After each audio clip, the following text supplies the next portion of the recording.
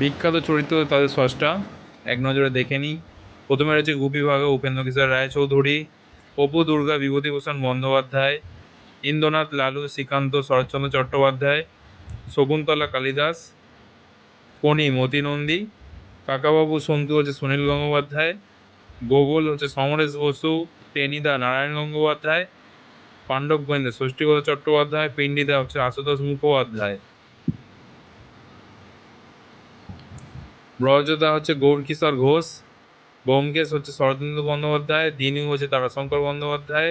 গোড়া রবীন্দ্রনাথ ঠাকুর, অর্জুন হচ্ছে সমরেশ মজুমদার, কর্নেল নীলাদ্রি সরকার হচ্ছে সৈয়দ মুস্তফা সিরাজ, ফটিক হচ্ছে রবীন্দ্রনাথ ঠাকুর, কিরিটি হচ্ছে নিহার রঞ্জন গুপ্ত, ঘনাদা প্রেমেন্দ্র মিত্র,